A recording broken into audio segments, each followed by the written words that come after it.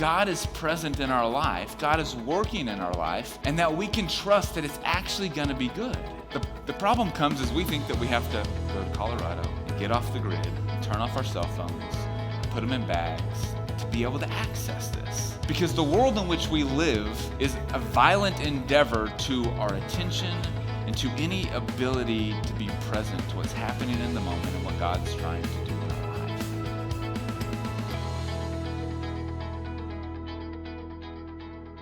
It took about 6 hours for the kind of first signs of withdrawal to kick in. My hand would instinctively kind of make the same movement that it made hundreds of times every single day, knowing that what it was reaching for wasn't there. And as the time went on, I started to try to solve a problem that wasn't solvable, anticipating what was going to happen, because the next week I was going to be without the thing that maybe was most important to me, at least in that moment in time in my life. You see, this summer I was backpacking in the mountains of Colorado, far away from any sign of cell phone signal or service. And so what I noticed was happening is at least 20 times an hour my hand would shoot to my back left cheek, because that's where I keep my phone in my pocket, knowing that I had put my phone in my bag because my phone was of no use to me because it didn't have any signal. I was there for about a week with my best friend hiking and just enjoying a little bit of time off the grid. And I didn't really think through the fact that I was really going to be off the grid, that there was going to be no opportunity for me to check in, to look at social media, to check my emails, to text or call anybody that was important to me. And so I just kept reaching for the phone over and over and over. And at first it was kind of anxiety-inducing, and it was a little stressful. And then about a day and a half in, I kind of settled into the fact that my phone wasn't there, and that I didn't have to check my phone, and that I was actually free from kind of that tether that would constantly draw me back to my phone over and over again. And then it kind of started to feel nice. It was like, oh, that's right. Like I don't have to always be thinking about what the other things that are happening in the world, what's happening at work, what's happening with people in my life. I can just be present in this moment. And I kind of hoped for and anticipated that effect, that I would be able just to be present. But what ended up happening to me was like profound and transformative, because up until that point in the trip, I love to plan my trips to the last detail, because I want them to go perfectly. I want to optimize my trip experience. And up until this point in my trip, the trip had not gone according to plan at all. Through a whole sorts of circumstances and situations, this was like off to the worst start that a trip could be. And so I was finding myself in this place where I was stressed out and frustrated and anxious about all of these things that were outside of my control, and I couldn't check my phone, and then as I started to get present to the moment, I started to notice that God was trying to speak to me. And if you're like me, I have lots of opportunities for prayer that I engage in, and I don't ever really feel like I hear from God that much, and I'm working through that with some people, but I want to hear from God more than I hear from God. But in that moment, disconnected and off the grid and present to what was happening all around me, I was overcome by just this immense sense of God kind of showing me that despite all of the ways that I had tried to plan this trip, and all of the ways that the trip had not gone according to my plans and my expectations, that there was still something profoundly good about the trip. You see, we were about 50 miles off course from where I planned us to be, and along the way, the transmission went out in a brand new vehicle, and all of these other kind of disastrous things had happened to the start of our trip that really started to bother me. And yet we found ourselves in this beautiful place looking at these beautiful mountains that overlook this beautiful lake. And for me, it was this moment of God pointing to it and saying, Stephen, how about you trust that what I have is better than all of the things that you could plan for yourself? And in that moment, it reminded me that that idea had been true and kind of been a through line through my life. That all of the plans that I had come up with never really panned out. It didn't work out. And all of the good things and all of the best things in my life had all just been gifts from God that I overlooked day after day after day because I'm so busy, just like all of you are, with all of the things that are happening in our life. And it wasn't until I was in the middle of nowhere that I was reminded of this truth and this fact, and it's shaped me for the last 6 months. It's been this constant reminder that I can trust God in this moment, because remember then how great it was and how much better it was than what I had planned. And what I hope for all of us is that we have this opportunity not to go to Colorado, well, yes, to go to Colorado and to get away from it all, but the sense that God is present in our life, God is working in our life, and that we can trust that it's actually going to be good. The problem comes as we think that we have to go to Colorado and get off the grid and turn off our cell phones and put them in bags to be able to access this. Because the world in which we live is a violent endeavor to our attention and to any ability to be present to what's happening in the moment and what God's trying to do in our life. Last week, Allie kicked us off in a series that we are going to be talking about for the next couple of weeks. It's called Airplane Mode. Because, at least on iPhones, I don't know what happens if you have Android phones. I don't even know if those phones work, but if Allie has one, that's why I poke at her. I think she has to crank it up every morning to get it started. But there's a switch that you can put your phone on airplane mode, and we're using that as this operative metaphor because we think there is a rhythm that we can engage in our lives. It doesn't mean we have to wait till we get to Colorado once a year or every 5 years to be able to be present to the activity and the workings of God in our life. And so last week she began that idea and began the conversation, and today we're going to pick it up because there is a practice that we can institute in our lives that isn't all that complicated, but it's really hard to commit to, that actually allows us to experience that sense of trust and that sense of peace and that sense of awareness of God's presence in our life. And it comes to us from the life of Jesus. This isn't something that Allie and I kind of got in a room and brainstormed and came up with. This is something that comes directly from the life of Jesus and that Christians for the last 2,000 years have been practicing. And if you could only do one thing, if you're like, I'm busy, I don't got a lot of time, if you could only institute one practice in your life, if you could only institute one rhythm, one discipline as it relates to growing and developing your faith, this is it, bar none. Like this, if you can do this, this is like the Pareto principle. If you can do this, this covers most of it. And Jesus shows us what this looks like. So in Jesus' life, what you see happen is Jesus begins his ministry, and immediately he's bombarded with opportunities, frenzied activity, all of these people needing Jesus' time, energy, attention for obvious reasons. He's healing, he's curing, he's casting out demons, he's doing all of these miracles. And the line of people needing Jesus' time and attention is endless. And yet Jesus finds a way to prioritize something that I think we have to begin to explore for ourselves. Let's look at this first. This comes out of the first chapter of the Gospel of Mark.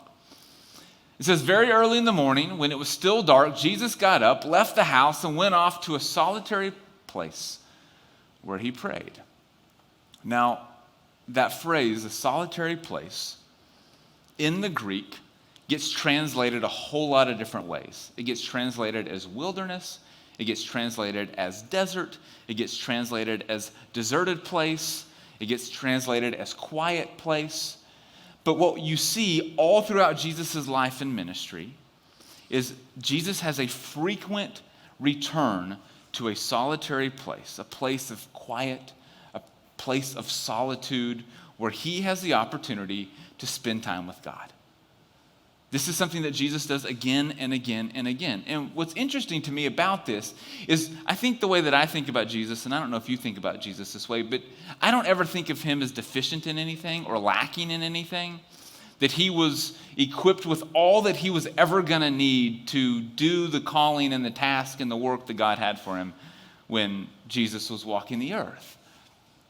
And yet, in the midst of Jesus' ministry, we see this as a frequent rhythm that he engages in. That he steps away, disconnects from all of the frenzied activity and energies that are happening, and he leaves the needs of the people around him. He leaves the company and the solidarity of his disciples, and he finds himself frequently withdrawing away from it all to spend time in silence and in solitude. Now, this verse goes on, and it says his companions, Simon and the others, they went to look for him. And when they found him, they exclaimed, "Everyone is looking for you." Now, I read into this like a kind of a criticism or kind of a chastisement. Like, Jesus, why are you over here by yourself? Why are you away from everybody else? Everybody's looking at you. Don't you know all of the needs that exist in the people? Come on, Jesus, like, pay attention.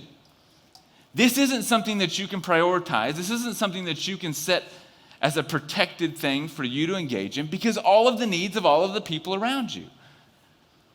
And then Jesus responds. And he says, let's go somewhere else. Let's go to the nearby villages so I can preach there also. That is why I've come. Now, here's what I think is so profound about Jesus' discipline and rhythm of engaging in silence and solitude. Because it doesn't supply him with the energy for ministry.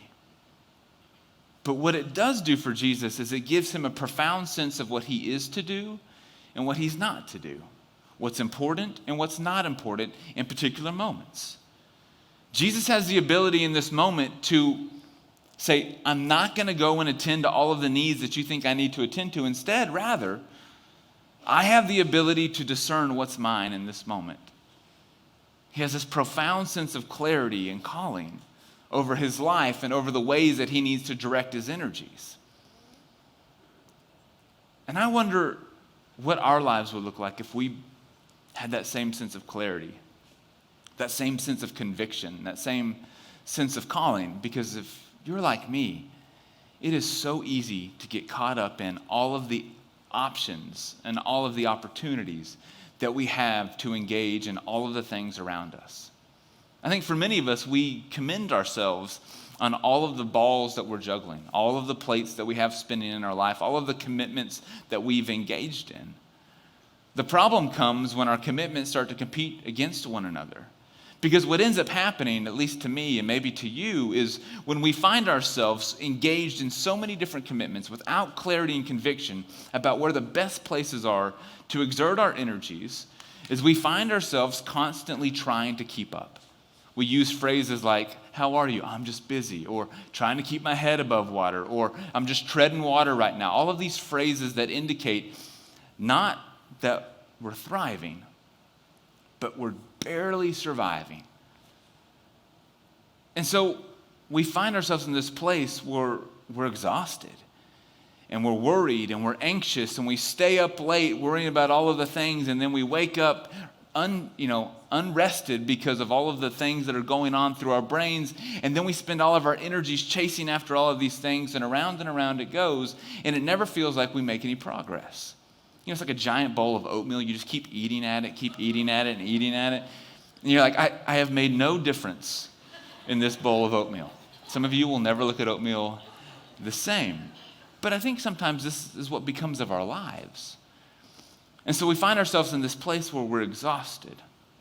And because we're exhausted, we feel anxious about our abilities to make good on all the commitments that we've already made. We recognize our depleted energy stores, and we survey all of the commitments and all of the things that we're engaged in, and we're like, I don't know how I'm going to be able to do the thing. And so we borrow from Peter and rob from Peter to pay Paul. And so we're constantly just playing this game where we're shifting energies from one thing to the next, or resources from one thing to the next, because we are never operating out of a deep well of rest and clarity and purpose and conviction. And because we're constantly anxious, worried about all the commitments that we don't recognize or feel like we have the energies to meet, we start to move into this place of emotional unhealth. And so now any criticism or any comment anybody makes to us feels like this deeply personal attack, and we become reactionary, and we lash out at people, or we take on kind of this victim mentality, because if everybody realized all of the things that we're doing, they would recognize that we're doing more than most people. And why don't they recognize that we're doing more than most people, and people leave us alone so that we can do more than most people?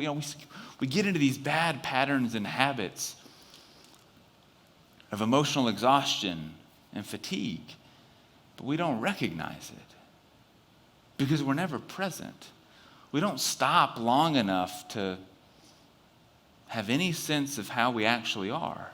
We just keep moving from one thing to the next, or distracting ourselves by one ping or ding or alert or update on a feed to the next.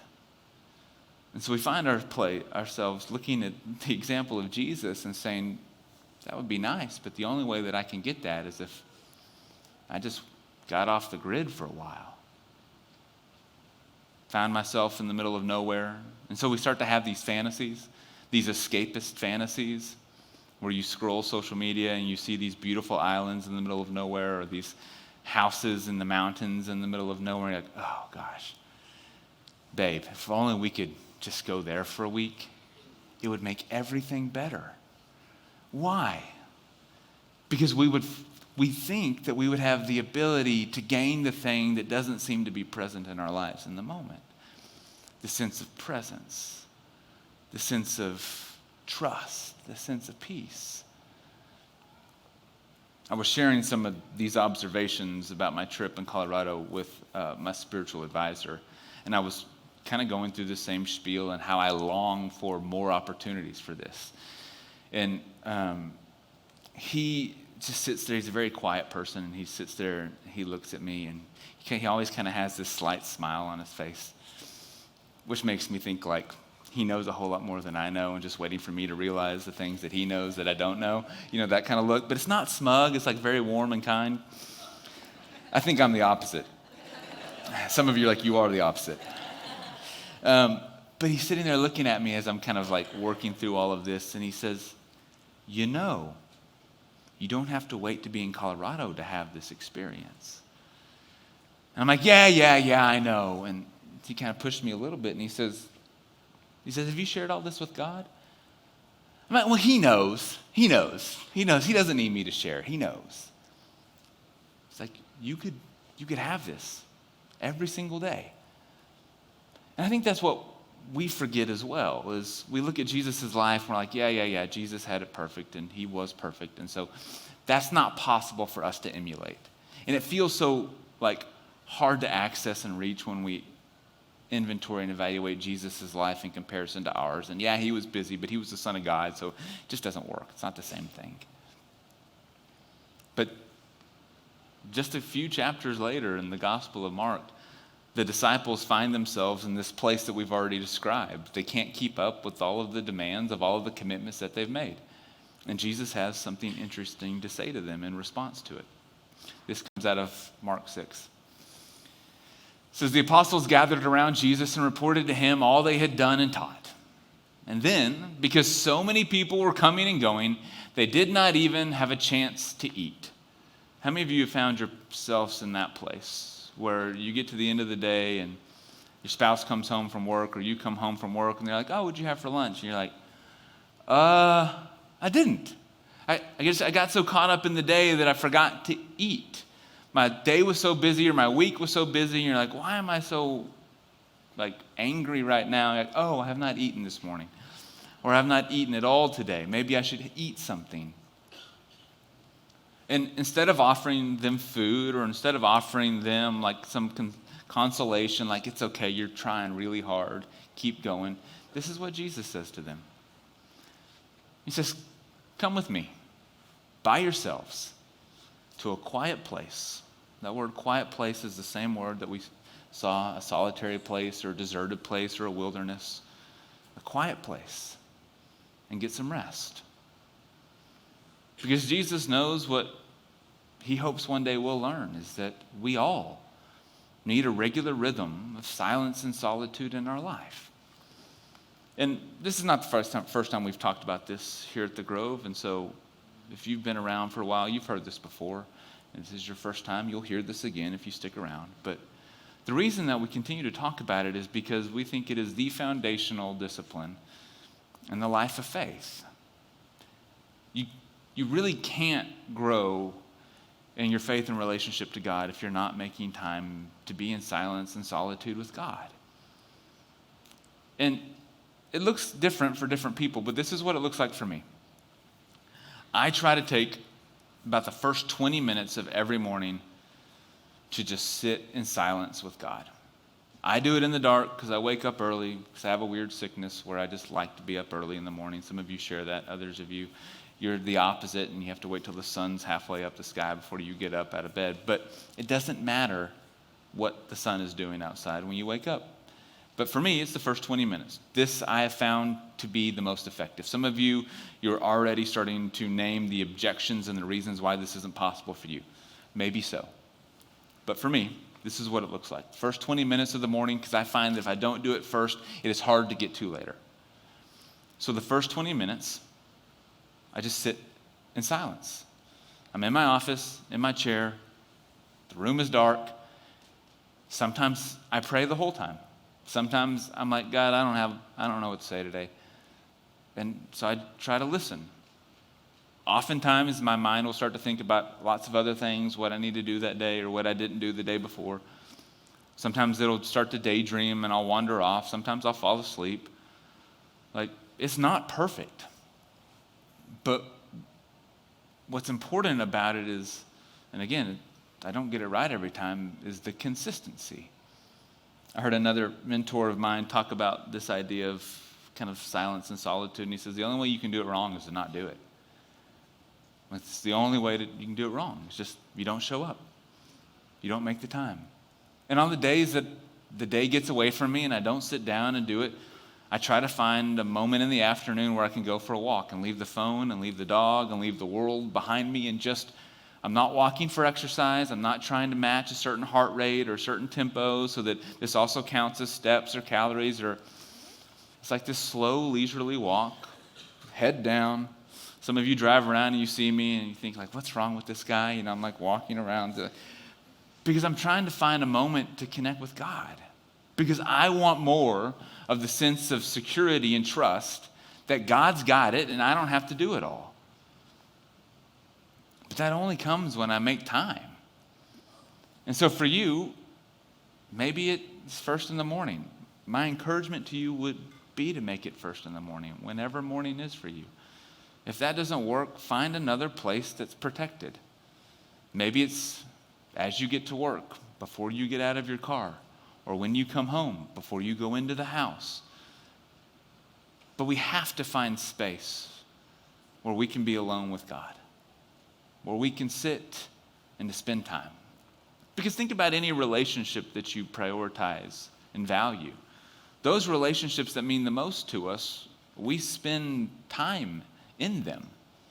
You can't have a great marriage if you and your spouse don't spend quality time together.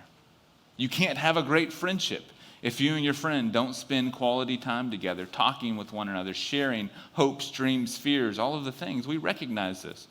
Parents and children, same dynamic. The best relationships happen with time. And relational time is wildly inefficient. We know this. Not all time in relationships is the same. Sometimes you have a moment with someone and you're like, oh, we shared so much and it was so good. And sometimes you just sit in silence next to each other. And it's a different kind of good. And sometimes you talk about nothing and sometimes you talk about things that matter. I don't know that our time with God has to be any different. I think sometimes we over-mystify it and we overcomplicate it. We think that it has to be this certain set of prayers or these special words or an incantation of some sort where we get the right orientation of verbs and nouns and adverbs and adjectives. It doesn't. I think what Jesus is inviting us to is what he invited the disciples into. is just to get away, to spend time with Jesus, and to allow that to begin to transform our hearts and our minds and our lives. My favorite theologian, Dallas Willard, puts it this way. He says, silence and solitude are the most radical of the spiritual disciplines because they most directly attack the sources of human misery and wrongdoing. He goes on. To be in solitude is to choose to do nothing for extensive periods of time. For some of you, your skin is crawling right now. Your palms are starting to get a little sweaty. To choose to do nothing for extensive periods of time. All accomplishment is given up. That's the hard part for me. Silence is required to complete the solitude. For until we enter quietness, the world still lays hold of us. And he finishes. And he says, when we go into solitude and silence, we stop making demands on God. It is enough that God is God and we are his. We learn we have a soul, that God is here, that this world is my Father's world. That is a tall order at times for us. To let go of all of the ways that we are trying to build our world. To let go of all of the ways that we're trying to secure our world. To make sure that everything goes according to the plans that we had when we dreamt it up or thought it up in the first place. To make sure that we have the perfect trip or the perfect life or the perfect job or the perfect relationships. We work so hard to try to put all of the pieces in place. And then we spend all of our energies trying to make sure they stay in place once we put them in place. And what we need is the opposite of all of that. To refrain from doing, to begin to shift our perspective, to recognize that it is not by our own efforts. And so we can put ourselves in proper perspective and orientation to the whole thing. To let God be God, and to let this be God's world. So I don't know if you have a practice like this yet. My hope would be that today, tomorrow, you begin. What will happen, you'll notice, is that as you begin to spend time in silence and solitude, you'll recognize and experience quickly how wildly ineffective and inefficient it is at first. Because there is a period and a process of undoing. You'll sit there and you'll listen. Maybe you'll talk a little bit. And then you'll be reminded of all of the things that you have to do or didn't do. And maybe you'll experience a bunch of unwanted emotions that had you been still prior, you would have had to confront and deal with. The hopes, the fears, the anxieties and insecurities that we carry around with us, and all of the noise that we use to drown out all of those unwanted emotions and experiences and sensations. But in the midst of it all, we're kind of laid bare. And what happens over time, if you keep showing up, despite the awkwardness and the uncomfortability and all of the ways that you're not sure if you're doing it right, what happens over time is you begin to get a sense of God's presence. That you can begin to trust God. Maybe again, or maybe for the first time ever. That you don't have to do it all yourself. You don't have to make it all yourself. That God is God. And that this is God's world. And there's goodness just in being present with him. So that's my prayer for us, that we would begin to try, that we would begin to show up, because that's the only way that you can do this wrong, is to not even show up at all. Because what will happen on the other side of this is we will start to be a people who trust and then work within the place where God is already working in the world, like Allie talked about last week. And that's when incredible things begin to happen. Like in Jesus' ministry, when he has that sense of conviction and calling of what's his to do based on where God is at work. If we give ourselves enough space and enough silence, we can find that as well. Friends, let me pray. Gracious God, Thank you for the continual invitation to come back into presence and relationship with you. God, help us to mark and carve out space and time to prioritize it and to protect it so that we can begin to show up and just be with you, to begin to enjoy just being in your presence, sometimes with a lot to say and sometimes with nothing. God, help us to begin to hear from you, to sense your presence with us, and to learn to trust that that's enough. We pray this in your name. Amen.